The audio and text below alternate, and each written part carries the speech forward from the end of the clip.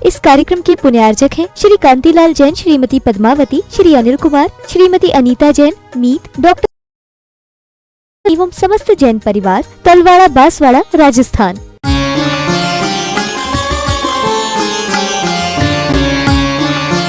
धर्म स्नेही बब्बात्माओं, ठंडी का समय है, लोग घर से निकलना नहीं चाहते और चाहते हैं कि ठंडी में अच्छी धूप मिल जाए और उसमें भी जो वृद्ध लोग हैं वे विशेष चाहते हैं। लेकिन फिर भी आचार्य भगवंत कहते हैं जिन्हें धर्म की ललक रहती है वह ना तो धूप देखते हैं, ना शीत देखते हैं, ना वर्षा, और वह उपस्थित हो जाते हैं। ऐसी घटना किसी ने सुनाई थी कि महाराज एक ऐसा भी भक्त है, उनकी कैसा भक्त है, वह प्रतिदिन एक देवता को डंडा मारने को जाता था। कई लोग तो पूजा करने के लिए जाते हैं, लेकिन उसका नियम था कि डंडा मारेंगे क्योंकि हमारा कोई काम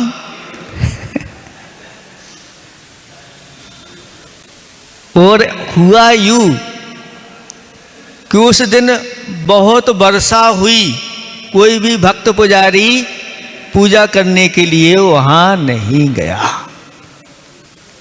लेकिन ये जो था, चाहे तूफान आए चाहे बाढ़ आए, वो तो नदी पार करके और डंडा लेकर के, और जैसे ही मारा और देवता प्रकट हो गए, खुश हो गए कि मेरा ऐसा भक्त जो है, कम से कम इसने तो कोई भी अपना नियम पालन। ऐसे तो उदाहरण के रूप में किसी ने सुना दिया, भली एक किंवदंती हो, लेकिन ये शिक्षा इससे लेना कि जो जिनेंद्र भगवान के सच्चे देव शास्त्र गुरु के भक्त होते हैं वो इन सब चीजों को नहीं देखते हुए, दृढ़रथ नाम के राजा की कथा आती है, जिनको जब उन्हें स्वरूप पता चला कि सर्वश्रेष्ठ कोई भगवान है तो वीतराग भगवान है। उस राजा ने एक मुनिराज के दर्शन गुफा में किए थे, पापों में वह लिप्त था,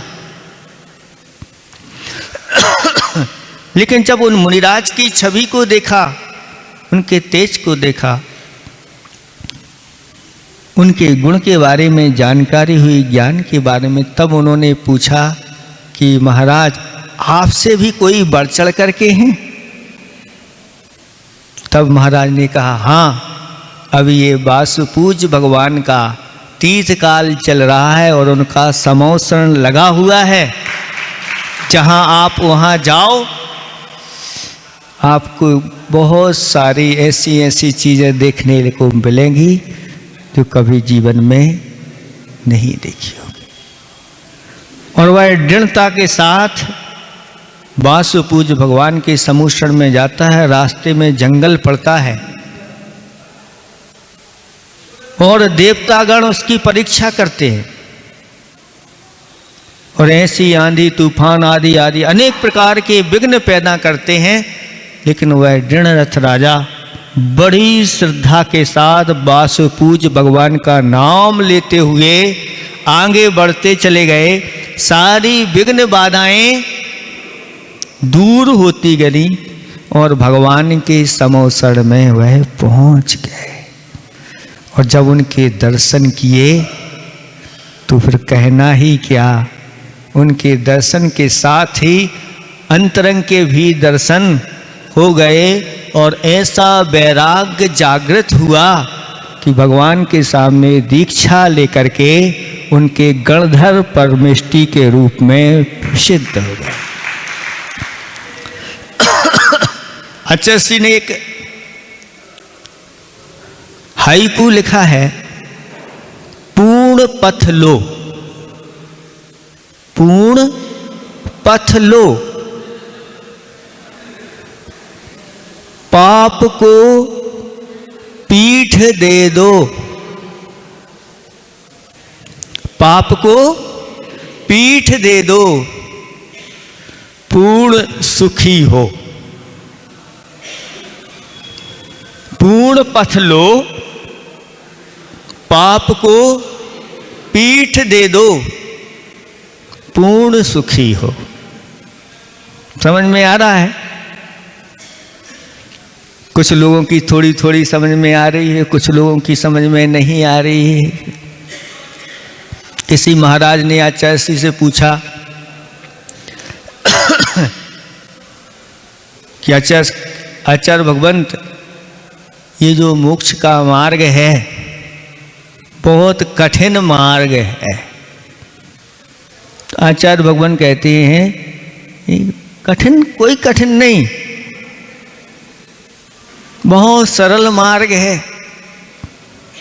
सिर्फ इतना करना है आप लोगों के लिए कि जिस तरफ आपका मुख है उस तरफ आपको पीठ करना है, और जिस तरफ आपकी पीठ है उस तरफ आपको मुख करना है। इतना सरल मार्ग है। सामूहिक कार्य जब भी अच्छे से सफल और संपन्न होते हैं जब व्यक्ति सभी मिलकर अपने अपने कर्तव्यों को करते हैं। अगर जो भी सामाजिक कार्य है वो सामाजिक कार्य में व्यक्ति अगर अपने कर्तव्यों से विमुख होते हैं तो वह सामूहिक कार्य अच्छे से संपन्न नहीं होते।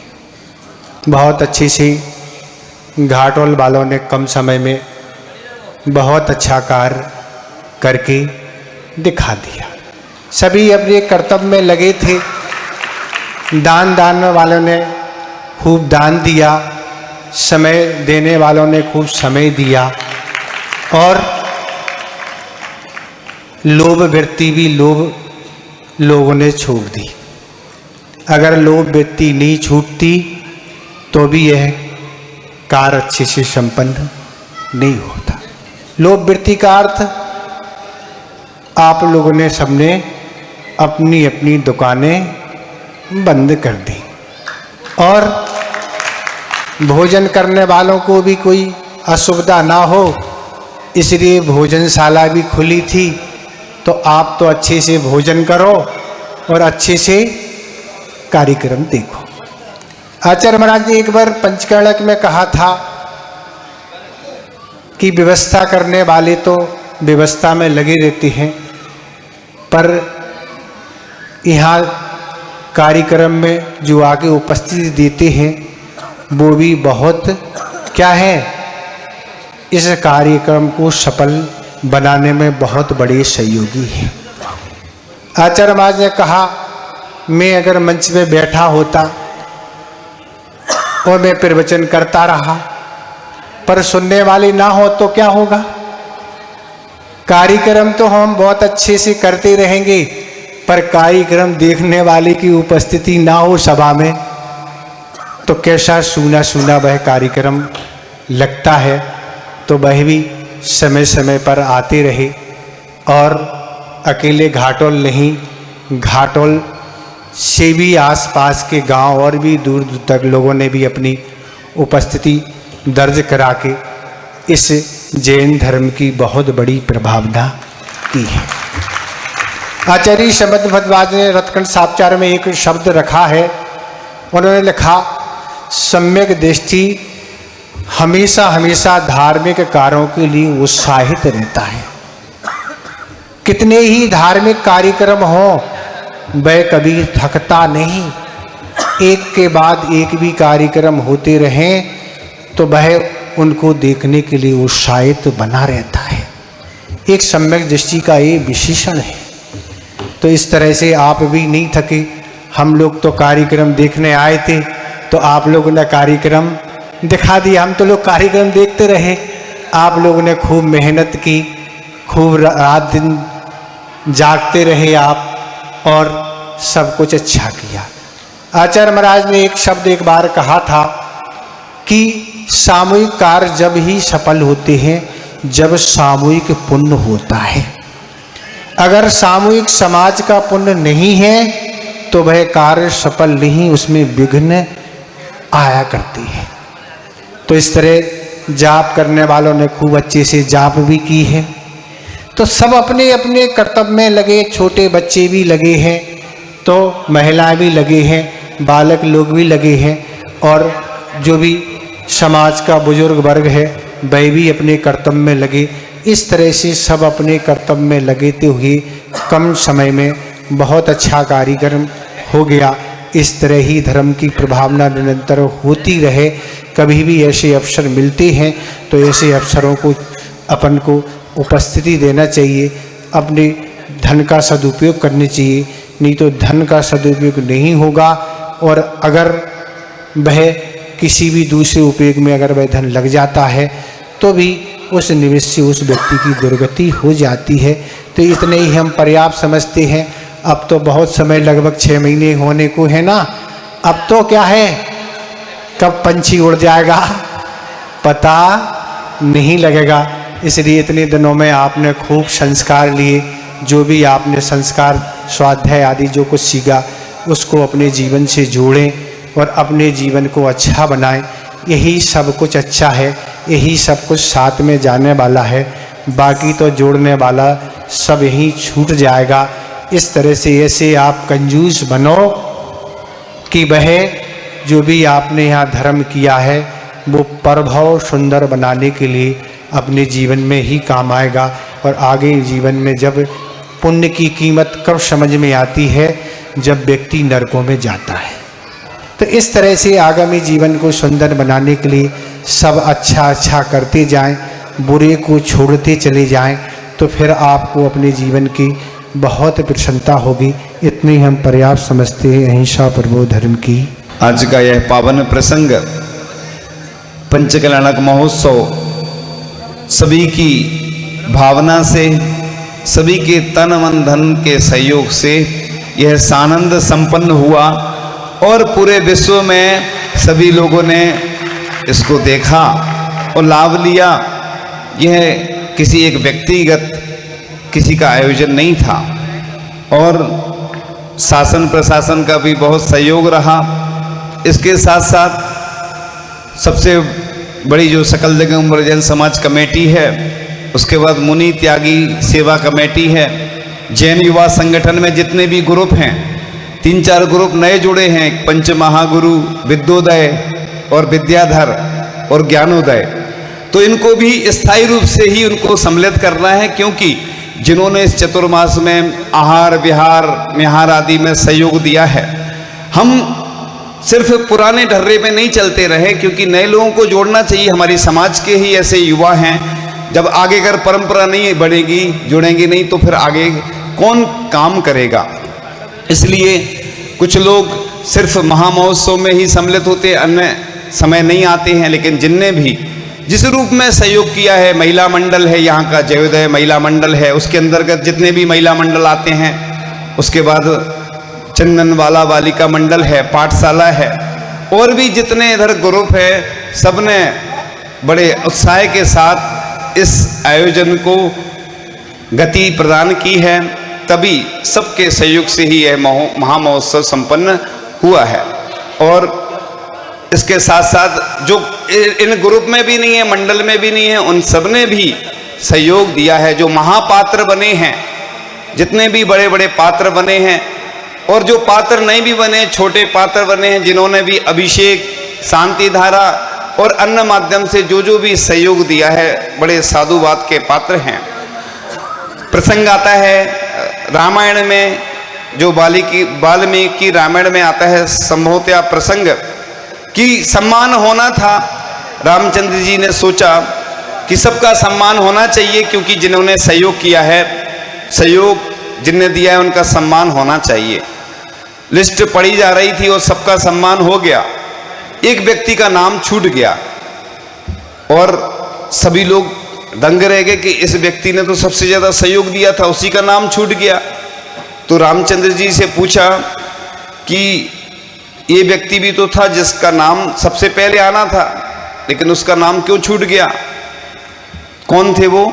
हनुमान जी थे, उनका नाम छूट गया, अब क्या करे? तो रामचंद्र जी से पूछा तो रामचंद्र जी ने कहा, जो हनुमान ने हमारा सहयोग किया है मैं उसका उपकार नहीं चुका सकता हूं, इसलिए वो तो उसका सम्मान हम ऐसे कर ही नहीं सकते हैं, इसलिए ऐसा कोई विकल्प नहीं करें कि हमने सहयोग किया था, ये तो भगवान का काम था, अपन को कोई ऐसी इच्छा नहीं होना चाहिए। आचार्य कुंद कुंद स्वामी ने लिखा है कि ख्याति को खाई का है, ख्याति मतलब ख्याति पूजा लाभ एक खाई में गिरा देता है। अपन ने जो भी काम किया जिस रूप में किया उसका फल आपको प्राप्त निश्चित रूप से होगा ही, अच्छा ही होगा। इसलिए आप लोगों ने इस आयोजन को बड़े बृहद रूप से करके, और जो अपनी भावना थी कि बासकुज भगवान की वेदी प्रतिष्ठा तो 3 दिन में हो जाती, लेकिन ये महाप्रतिष्ठा संपन्न हुई, इसके साथ साथ मानस स्तंभ का भी जो प्रतिष्ठा संपन्न हुई और भी प्रतिमाएं प्रतिष्ठित हुई, और बड़े अच्छे ढंग से सभी लोगों ने कंधे से कंधा मिलाकर के इस आयोजन को संपन्न किया है। इसी प्रकार से आगे भी आप आयोजन जो भी हों, सभी लोग मिलकर के इस कार्य को करें, तभी यह संपन्न हो पाते हैं। इसलिए किसी व्यक्ति का यह आयोजन नहीं था, ये पूरी सकल दिगंबर जैन समाज और पूरे भारतवर्ष का आयोजन था, बल्कि अंतर्राष्ट्रीय आयोजन था, जिस आयोजन में सभी ने, कोई विदेश से आकर, कोई भारत के अन्य नगरों से आकर के सभी ने लाभ लिया, और बड़ा आनंददायक ये क्षण थे।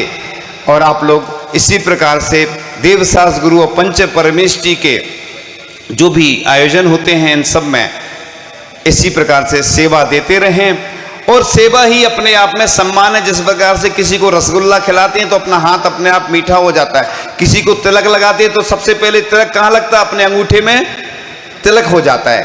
जो व्यक्ति तिलक दूसरे का करता है उसका स्वयं का तिलक हो जाता है। तो सम्मान देने वाला भी महत्वपूर्ण है, क्योंकि समाज का ये कर्तव्य होता है, कोई अच्छा काम करता है तो सम्मान जरूर करना चाहिए, लेकिन सम्मान की इच्छा कभी नहीं रखना चाहिए। इन्हीं भावनाओं के साथ आगे बहुत बड़ी सूची है, और जितने लोग बैठे हैं उन सब के सम्मान में आप एक बार अपने हाथों को, जिनका होगा, जिनका नाम बुलाया जाएगा उनका तो होगा, लेकिन आज सबका हो गया, किसी का रह जाता है तो फर्स्ट पार्ट में आज होगा, सेकंड पार्ट में आगे हो जाएगा, चिंता नहीं करना, लेकिन नाम जरूर बता देना, कोई छूट जाए, क्योंकि लोग भूल जाते हैं, उन्हें याद नहीं रहता कई बार। तो इसलिए इसमें कोई बुरी बात नहीं मानना कि हमें बुलाया नहीं, उनका भाव ऐसा नहीं रहता है किसी का कि उनको नहीं बुलाना है।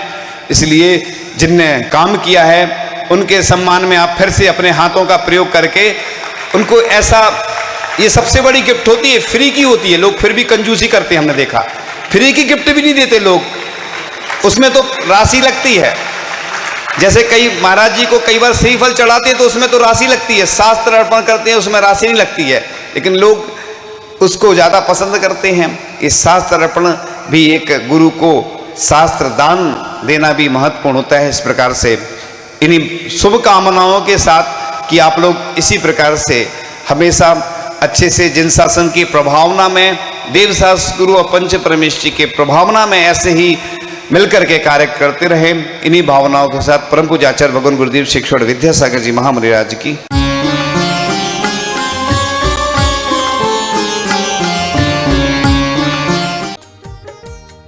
इस कार्यक्रम के पुण्यार्जक थे श्री कांतिलाल जैन, श्रीमती पद्मावती, श्री अनिल कुमार, श्रीमती अनीता जैन, मीत, डॉक्टर उर्वी जैन एवं समस्त जैन परिवार, तलवाड़ा बांसवाड़ा, राजस्थान।